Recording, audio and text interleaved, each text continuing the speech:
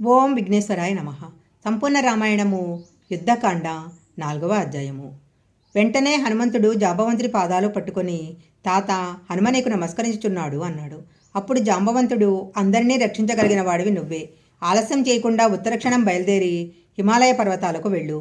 అక్కడ కైలాస పర్వతం పక్కన ఓషధీ పర్వతం ఉంది. దాని మీద ఉండే మృత సంజీవిని, అంటే దీనిని వాసన చూస్తే చనిపోయిన వాళ్ళు బతుకుతారు. విశల్యకారిణి, దీని వాసన చూస్తే శరీరంలో బాణపు ములుకులు గుచ్చుకొని ఉంటే అవి కింద పడిపోతాయి. సంధానకారిణి, దీని వాసన చూస్తే విరిగిపోయిన ఎముకలు అతుక్కుంటాయి. సౌవర్ణకారిణి, దీని వాసన చూస్తే మూర్చపోయిన వాళ్లకు తెలివొస్తుంది అనే 4 ఔషధులను తీసుకురా అన్నాడు. జాంబవంతుడు ఈ మాట చెప్పగానే హనుమంతుడు ఒక పర్వతాన్ని ఎక్కి మెరుపు వెళ్ళినట్లుగా ఆ పర్వతాన్ని తొక్కేసి ఆకాశంలోకి వెళ్ళిపోయాడు. హనుమంతుడు తీవ్రమైన వేగంతో హిమాలయ పర్వతాలు చేరుకొని ఓషధీ పర్వతం ఎక్కడుందని చూస్తుండగా ఆ హిమాలయాల మీద ఆయనకు బ్రహ్మగారి ఇల్లు కనపడింది. అక్కడే పరమశివుడు తన ధనుసుని పెట్టే ఒక పెద్ద అరుగు కనపడింది. అక్కడే హయగ్రీవుడిని ఆరాధన చేసే ప్రదేశం కనపడింది. సూర్యభగవానుడి కింకరులు ఉండే ప్రదేశం కనిపించింది. అక్కడే ఇంద్రుడు ఉండే గృహము, కుబేరుడు ఉండే గృహం కనపడింది.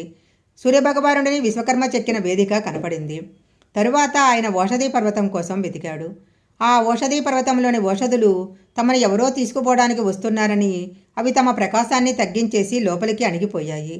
ఆ ఓషధులను చూసిన హనుమంతుడు, ఆ ఓషధులను నాకు కనపడకుండా దాస్తారా, రామకార్యానికి సహాయం చేయరా అని పర్వత శిఖరాన్ని పీకి చేతితో పట్టుకొని వాయువేగంతో ఆ శిఖరాన్ని తీసుకొచ్చి యుద్ధభూమిలో పెట్టాడు. అలా పెట్టేసరికి వాటి వాసనలు పీల్చిన అన్ని కోట్ల వానరాలు పైకి లేచాయి. రామలక్ష్మణుడు కూడా పైకి లేచారు. అప్పుడు హనుమంతుడు ఆ పర్వతాన్ని తీసుకెళ్లి ఆ హిమాలయాల పర్వతాల దగ్గర పెట్టి వచ్చేశాడు. అప్పుడు సుగ్రీవుడు అన్నాడు, మనల్ని బ్రహ్మాస్త్రబంధనం చేసి వెళ్లిన ఇంద్రజిత్తుకు బుద్ధి రావాలి. అందుకని మీరందరూ ఒక్కసారి ఎగిరి లంకలోకి దూరిపోండి. కాగడాలు పట్టుకొని లంకనంతా కాల్చేయండి అన్నాడు. సుగ్రీవుడు అలా అనగానే అన్ని కోట్ల వానరాలు లంక యొక్క అంతఃపురాల మీద పడిపోయి రావణ అంతఃపురంతో సహా అన్ని ఇళ్లను అగ్నికి ఆహుతి చేశారు. ఆ ఇళ్లలో ఉన్న రకరకాల వస్త్రాలు, బంగారు పాత్రలు, ముత్యాలు, రత్నాలు మొదలైనవన్నీ కాలిపోయాయి. బాలురు, వృద్ధులు మినహాయించి లంకలో ఉన్న మిగిలిన మూలబలంలోని రాక్షసులు చాలామంది కాలిపోయారు. అదే సమయంలో రామచంద్రమూర్తి క్రుద్ధుడై ధనుష్టంకారం చేశాడు. ఒక పక్క ధనుష్టంకారము, ఒక పక్క వానరఘోష, ఒక పక్క రాక్షసుల అరుపులు, ఒక పక్క రామబాణ పరంపర వచ్చి లంకాపట్టణ ప్రాసాదాల మీద పడిపోతుంది. ఎక్కడ చూసినా అరుపులతో పరిస్థితి ఘోరంగా ఉంది. అప్పుడు రావణుడు కుంభకర్ణుడి కుమారులైన కుంభుడు, నికంబుడిని యుద్ధానికి పంపాడు. వాళ్లతో పాటు ప్రజంగుడు, మకరాక్షుడు అనే తన కుమారుడిని యుద్ధానికి పంపాడు. అప్పుడు సుగ్రీవుడు కుంభుడిని, హనుమంతుడు నికంబుడిని, అంగదుడు ప్రజంగుడిని, రాముడు మకరాక్షుడిని సంహరించారు. ఈ వార్త విన్న రావణుడు విశేషమైన శోకాన్ని పొంది మళ్లీ ఇంద్రజిత్తును పిలిచి యుద్ధానికి వెళ్ళమన్నాడు. ఆ ఇంద్రజిత్ మళ్లీ అదృశ్యమైపోయి బాణ పరంపరతో వానరాలను కొట్టడం ప్రారంభించాడు. అప్పుడు లక్ష్మణుడు రాముడితో, అన్నయ్య, వీడెన్నోసార్లు యుద్ధానికి వస్తున్నాడు. నువ్వు నాకు అనుమతి ఇవ్వు. సమస్త రాక్షస జాతి నశించిపోవాలని సంకల్పించి అభిమంత్రించి బ్రహ్మాస్త్రం విడిచిపెట్టేస్తాను అన్నాడు.